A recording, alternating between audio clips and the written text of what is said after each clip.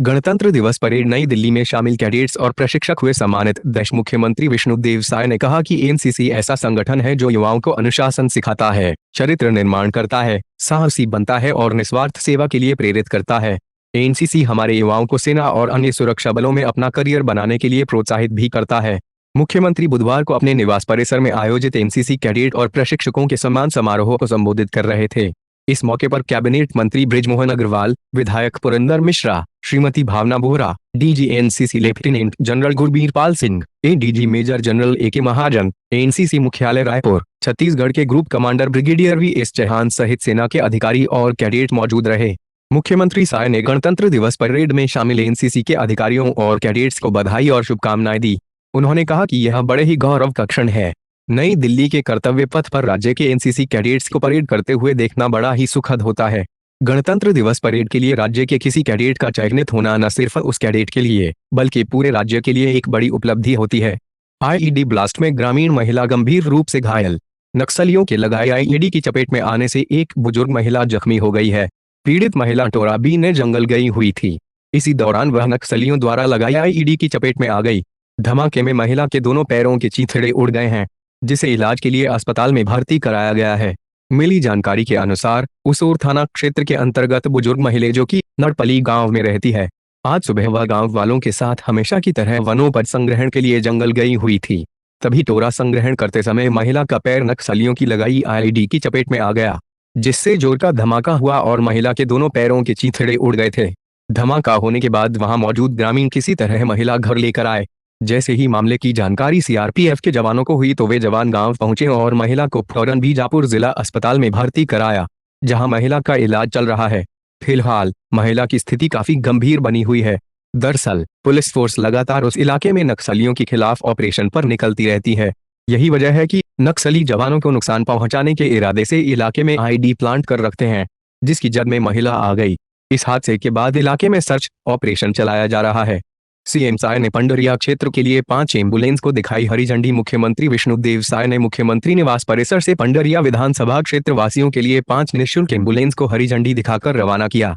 भावना समाज सेवी संस्थान द्वारा संचालित निःशुल्क एम्बुलेंस की संख्या बढ़कर अब 8 हो गई है। क्षेत्र के जरूरतमंद मरीजों को अब आपातकालीन सुविधा 24 घंटे 7 दिन मिलेगी। इस अवसर पर कैबिनेट मंत्री बृजमोहन अग्रवाल, राम विचार नेताम केदार कश्यप और विधायक पुरंदर मिश्रा भी उपस्थित थे। मुख्यमंत्री साय ने कहा कि आज मुझे बहुत ही हर्ष का अनुभव हो रहा है। विधायक श्रीमती भावना बोहरा की पहल से अपने एक और वादे को पूरा करने का हमें अवसर मिला है। निःशुल्क एम्बुलेंस सेवा से पंडरिया विधानसभा क्षेत्र के अंतर्गत इंदौरी, पंडरिया, पांडातराई, दुलापुर एवं कुंडा क्षेत्र में बेहतर स्वास्थ्य सुविधा एवं आपातकालीन सेवा मिलेगी।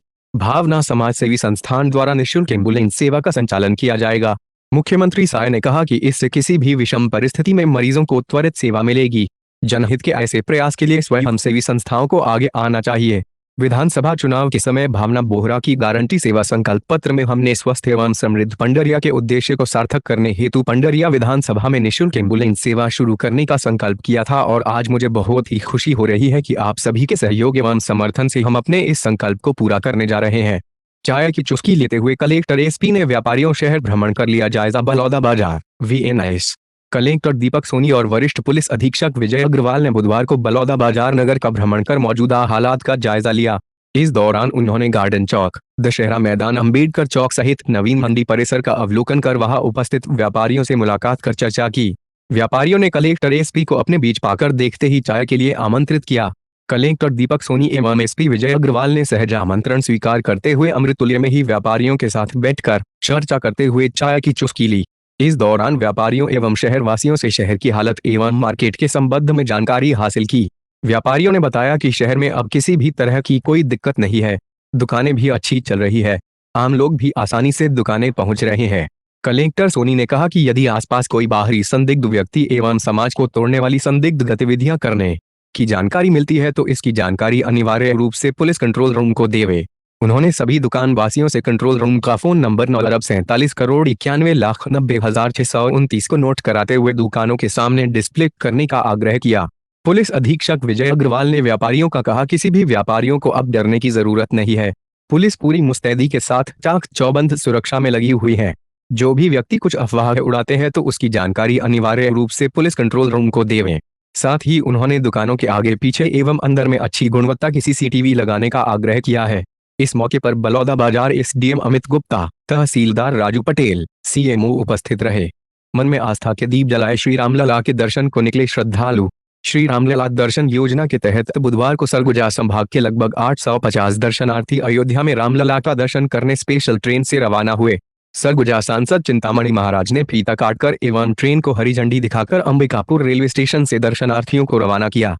इस दौरान अंबिकापुर विधायक राजेश अग्रवाल और लुंड्रा विधायक प्रबोध मिश्र, कलेक्टर विलास भोसकर एवं स्थानीय जनप्रतिनिधि तथा जिला स्तरीय अधिकारी कर्मचारी उपस्थित रहे। सांसद चिंतामणि ने श्रद्धालुओं से ट्रेन के अंदर मुलाकात कर उन्हें श्री रामलला दर्शन के लिए बधाई एवं शुभकामनाएं दी। उन्होंने कहा कि प्रधानमंत्री नरेंद्र मोदी के मार्गदर्शन एवं मुख्यमंत्री विष्णुदेव साय के कुशल नेतृत्व में छत्तीसगढ़ देश का पहला राज्य है जहां शासन द्वारा पहल करके श्रद्धालुओं को अयोध्या में श्री रामलला का दर्शन कराने की योजना संचालित की जा रही है। यात्रा के दौरान सभी आवश्यक सुविधाएं भी उपलब्ध कराई जाएगी। दर्शनार्थियों ने जताई बेहद खुशी, कहा छत्तीसगढ़ सरकार ने अपना वादा पूरा किया। श्री रामलला दर्शन के लिए श्रद्धालुओं में भी काफी उत्साह दिखाई दिया। जशपुर से आई श्रद्धालु श्रीमती चिंता देवी ने कहा कि दर्शन हम कर रहे हैं, पर दर्शन कराने वाले प्रदेश के मुख्यमंत्री हैं। इस दर्शन का फल निश्चित ही श्रद्धालुओं के साथ छत्तीसगढ़ सरकार को भी मिलेगा। सीतापुर सरगुजा के दर्शनार्थी रामकुमार सोनी बताते हैं कि रामलला का दर्शन करने जा रहे हैं, जिससे वे बेहद खुश हैं। उन्होंने इस योजना के लिए प्रधानमंत्री मोदी और मुख्यमंत्री साय का आभार व्यक्त किया। इसी तरह सपत्नीक श्री रामलला के दर्शन को जा रहे बुद्धन सिंह ने कहा कि इस सरकार ने जो वादा किया उसे पूरा कर रहे हैं और हमें योजना के तहत रामलला के दर्शन करने का अवसर मिल रहा है। उन्होंने इस अवसर के लिए शासन को धन्यवाद किया और खुशी जताई। बता दें कि राज्य सरकार द्वारा प्रदेश के निवासियों को अयोध्या में श्री रामलला का दर्शन कराने श्री रामलला दर्शन योजना शुरू की गई है। योजना के अंतर्गत प्रथम चरण में 55 वर्ष से अधिक और 75 वर्ष से कम उम्र के बुजुर्ग योजना का लाभ ले सकते हैं। कलेक्टर विलास भोसकर के मार्गदर्शन में जिले में योजना का संचालन किया जा रहा है। नशीली टैबलेट्स बेचने से रोकने पर जलता सिलेंडर फेंका, रायपुर की लेडी डॉन के परिवार पर आरोप। मोहल्ले वालों ने कहा छत से पत्थर बम भी फेंके। रायपुर के मोढ़ापारा इलाके में दो पक्षों के बीच रात को बवाल हो गया है। इस दौरान एक पक्ष ने जलता हुआ सिलेंडर अपने विरोधियों पर फेंक दिया। बताया जा रहा है विवाद एक घर से नशे की गोली बेचने से रोकने पर शुरू हुआ। स्थानीय लोगों ने खुलेआम चल रहे नशे के कारोबार का विरोध किया। इसी बात को लेकर दोनों पक्षों में विवाद शुरू हो गया। स्थानीय लोगों के मुताबिक इस विवाद के पीछे लेडी डॉन मुस्कान रात्रे के परिवार के लोग हैं। जिस घर से सिलेंडर फेंका गया वह उसी का घर बताया जा रहा है। हालांकि इस घटना में किसी के घायल होने की सूचना नहीं है। हालांकि इसके बाद इलाके में जमकर बवाल मचा। पूरा विवाद नशीली टैबलेट बेचने से रोकने की बात पर शुरू हुआ। घटनास्थल के पास रहने वाली आलिया ने बताया कि विवाद शाम के वक्त हुआ। नाबालिग लड़के नशीली टैबलेट्स बेच रहे थे, तभी उनके बीच विवाद होने लगा। इस दौरान स्थानीय लोगों ने खुलेआम चल रहे नशे के कारोबार का विरोध किया तो दूसरे पक्ष ने गाली गलौज शुरू कर दी। तभी मुस्कान रात्रे के घर की छत से 4 से 5 लोगों ने बम जलाकर मोहल्ले में फेंकना शुरू कर दिया। खुलेआम चल रहे नशे के कारोबार का विरोध किया तो दूसरे पक्ष ने गाली गलौज शुरू कर दी। वे पत्थर और कांच की बोतलें भी अड़ोस पड़ोस के घरों पर फेंकने लगे। इसी बीच छत से जलता हुआ सिलेंडर नीचे फेंका गया ताकि आसपास के घरों में एक बड़ा ब्लास्ट हो जाए। सिलेंडर में तेजी से आग भी लग गई, लेकिन जमीन पर गिरते ही वो बुझ गया। इस तरह बड़ी घटना होने से बच गई। विवाद के दौरान मोहल्ले में जमा लोगों की भीड़। इस घटना के बाद स्थानीय लोग विरोध प्रदर्शन करते हुए थाने पहुंच गए। मौके पर एसपी सिटी अनुराग झा, सीएसपी योगेश साहू, 4 थानेदार समेत भारी पुलिस बल तैनात था। इसके बाद हालात पर काबू पाया गया। मामले में पुलिस ने बलवा, हत्या की कोशिश, घर में घुसकर मारपीट और आर्म्स एक्ट के तहत केस दर्ज किया है। अंकुश रात्रे, मीरा रात्रे, विकी यादव, आशीष सारथी और कपिल तिवारी समेत 7 लोगों को पुलिस ने गिरफ्तार कर लिया है। इनमें अंकुश रात्रे, मीरा रात्रे, विकी यादव, आशीष सारथी और कपिल तिवारी समेत 7 लोगों को पुलिस ने गिरफ्तार कर लिया है। इनमें एक नाबालिग भी है। पत्थर और कांच की बोतलें भी अड़ोस पड़ोस के घरों पर लगे।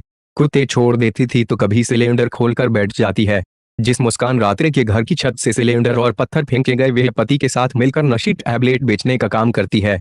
3 महीने पहले रायपुर पुलिस ने लेडी डॉन और उसके पति को गिरफ्तार किया थे। मुस्कान इतनी खतरनाक है कि पुलिस जब भी उसे गिरफ्तार करने जाती तो कभी कुत्ते छोड़ देती थी तो कभी गैस सिलेंडर खोलकर उस पर बैठ जाती। 28 मार्च को पुलिस ने मुस्कान रात्रे को उसके पति प्रिंस यदु के साथ हीरापुर कबीर नगर इलाके से गिरफ्तार किया था। इस पर रायपुर समेत आसपास के दूसरे जिलों में 17 केस दर्ज हैं। मुस्कान रात्रे 3 महीने पहले पति प्रिंस यदु के साथ हीरापुर कबीर नगर इलाके में रह रही थी। वह लंबे समय से नशे के कारोबार से जुड़ी हुई थी, लेकिन इसे पकड़ने में पुलिस के भी पसीने छूट गए। आखिरकार 28 मार्च को घेराबंदी कर पुलिस मुस्कान और उसके पति को पकड़ने में कामयाब रही।